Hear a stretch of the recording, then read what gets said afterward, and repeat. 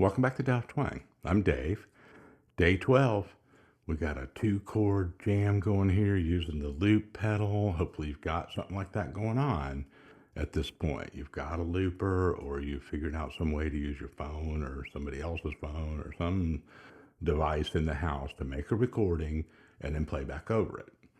Okay, that's really important for this method.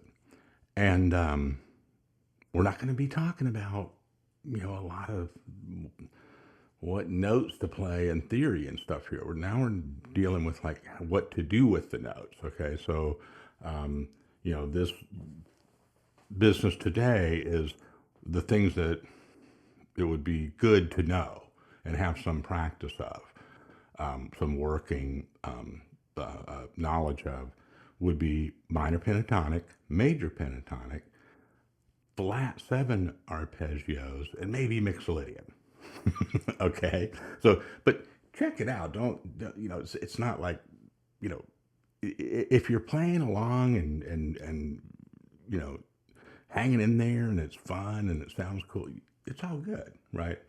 But if you notice, if you come across something here, you're like, I don't really. Everything that I'm about to do, with the exception of a couple things that I'll mention as we go, a couple of new things, embellishments, are things that can be found in this series. Okay, all the things I just mentioned, and I didn't even mention triads, but of course you could put that in there. So let's just warm up here. I'm going to make a loop like the one that I used in that intro, and it's G7 and C9. Okay, here we go.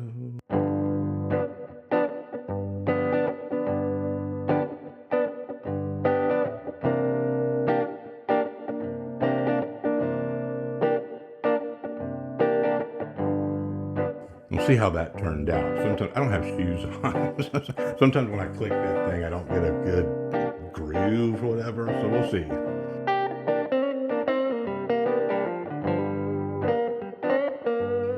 Now we can live with that. Now, warm up with your G minor pentatonic.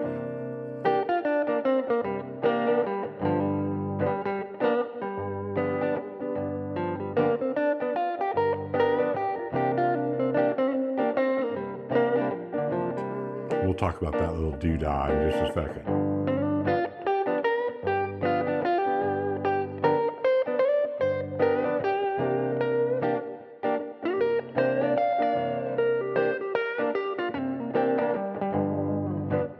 Okay, went to a couple different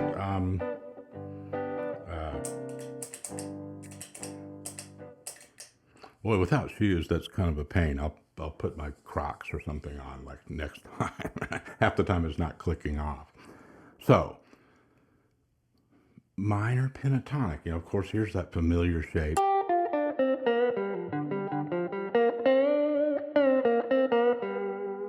Remember, when you're parked somewhere, you keep it moving. And when you bend it, try to put some vibrato in there. That's tough at first, but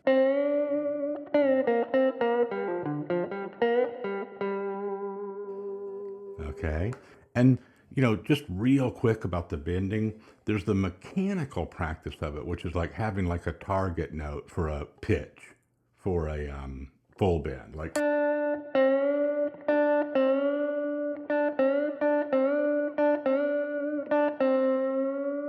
practice that slow approaching the pitch and fast.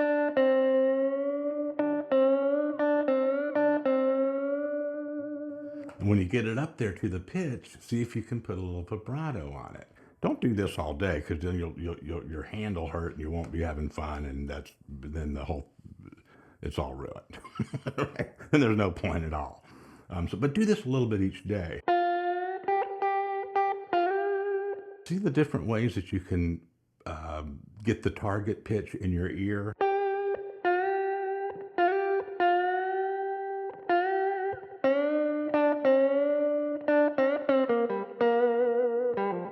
Now these little bends are just embellishment.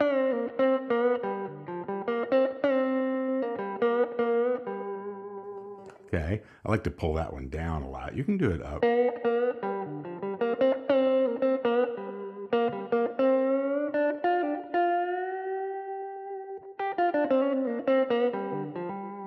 Okay, now this little business that's that blues note in the blues scale, which is minor pentatonic with that note between the perfect fifth and the perfect fourth added in there.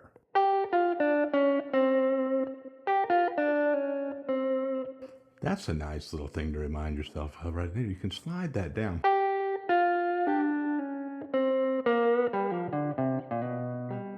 This is a different sound.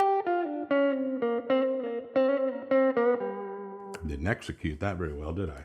The one that you see and hear all the time and that I use a lot is embellishment is just going up from that fourth, the fourth of the G, just over that fret bar and back. And that's when you want to be able to pull the trigger on that. That's a tough one, right? It looks simple.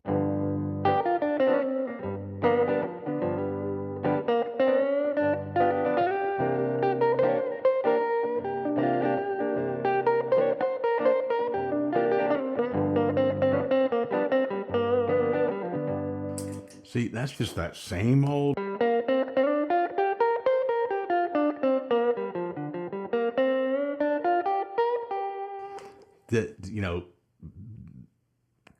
Bundle of notes right there. There's nothing there. There's no tab needed. There's no, right? It's all just letting yourself have freedom with those embellishments and that feeling.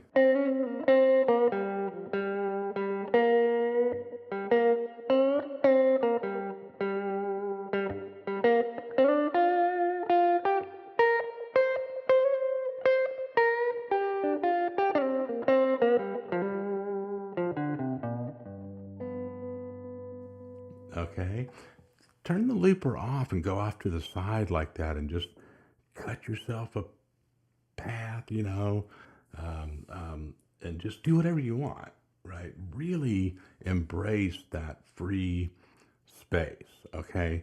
Nothing wrong with learning licks and stuff, but man, you know, the mind, hand, body, music, brain connection and everything when you're doing that is just hitting on all channels. It's just hitting on all cylinders, right? Not just like trying to do this one thing in some perfect way, right? So everybody kind of notice that that's sort of driving us nuts when we get caught up in that, to the point that like nothing else is getting done, right? So this is stuff that you can do in your own way. So up here was the same little embellishment just out of this box.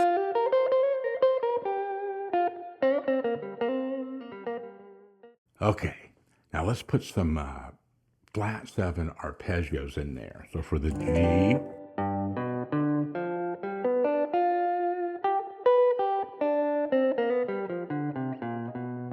and we'll talk about a couple of those other little moves in a second here. But keep it simple at first, right? So it's a G major triad. It's day 1 of this series. And then add a flat 7 above it.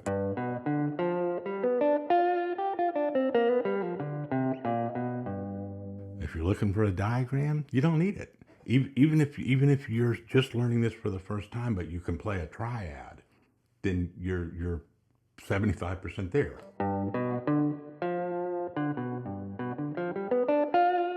Everything is built on the thing before it. Stand on the shoulder of the thing before it, right? It's not, build off of your base. Everything's not a start over and learn a new picture or something, or a new, right? That's kind of the theme of this whole series, of this whole method. If you've been practicing these triads, you're good to go on the 7th arpeggios.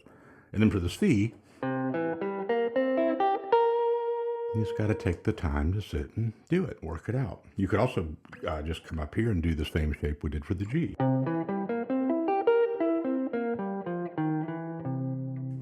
So now, go slow.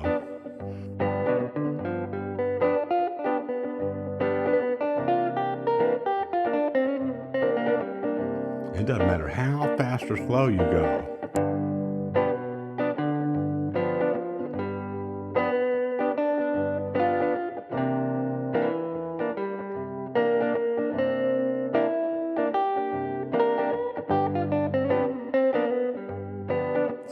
Back to that G minor pentatonic.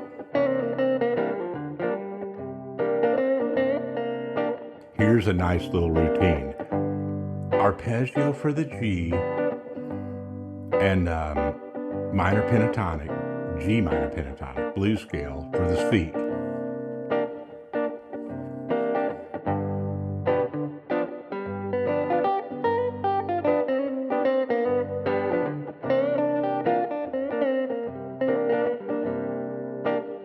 See how different those are?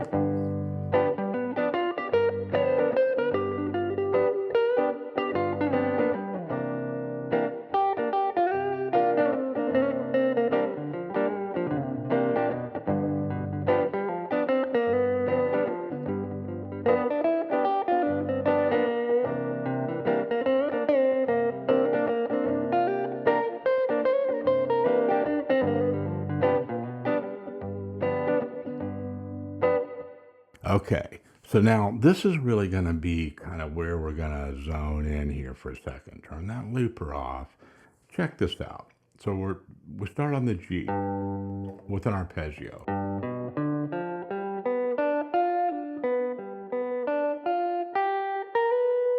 You know, I'm sliding into that third sometimes.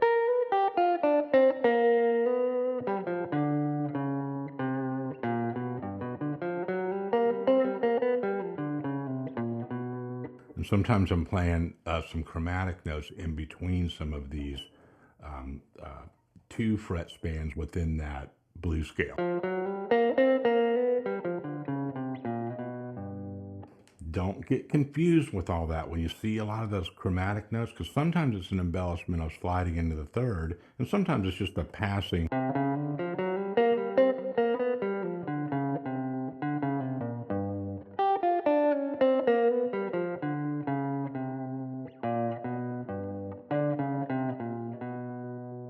Right?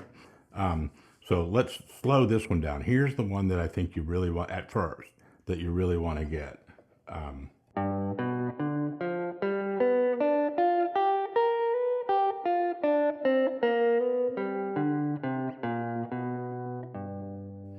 So I'm just going up and down that arpeggio, and the only embellishment that I'm really adding consistently is sliding from 1 fret beneath the third each time. I didn't do it going up, but it did coming down. I'll do it.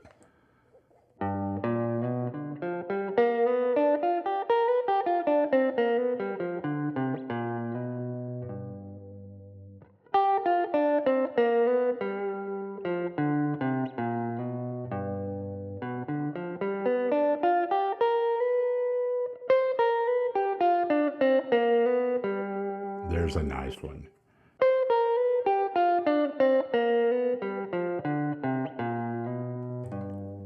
Right? And, you know, feel free to experiment with other chromatics added in there.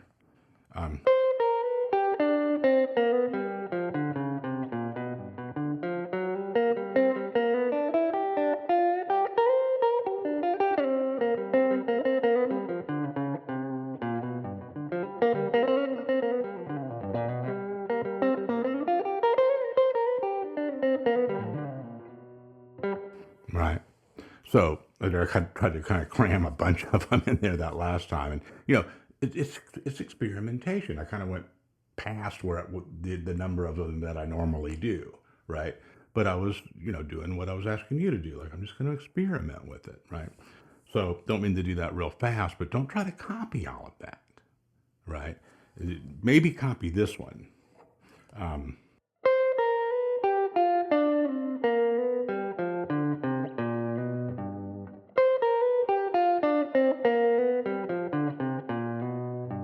See how that time I hammered it, and but the slide would be the same.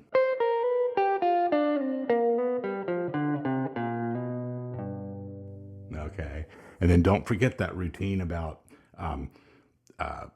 playing the minor pentatonic, the G minor pentatonic or the blues scale over the C, right? Because that naturally it naturally adds that, adjusts that major third, the B natural for the G. And when you play it moves it back down to there, which is the. So there's a little bit of a theory reason, if you will, why that sounds good. And sometimes I'll go split the couple. If you have a couple of measures on each one,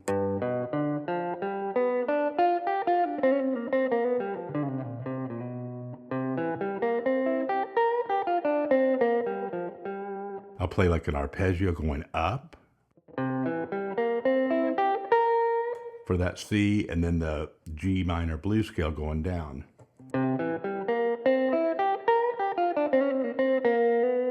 And then find a place to really drive that major third of that G in strong when it comes back around to the G. I know that sounds like a lot of stuff to keep track of, but just listen to it for a second.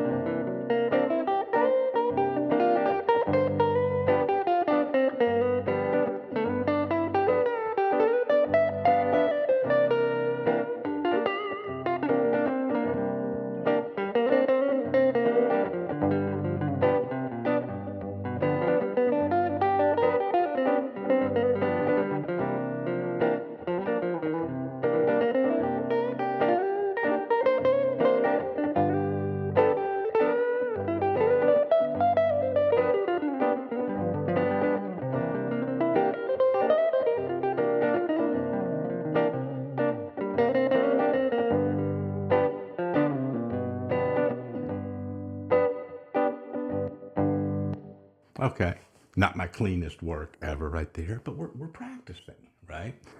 I'm kind of, you know, I'm, not trying to practice on your time, but I'm trying to show you what it looks like when I do the things that I'm suggesting that you do, right?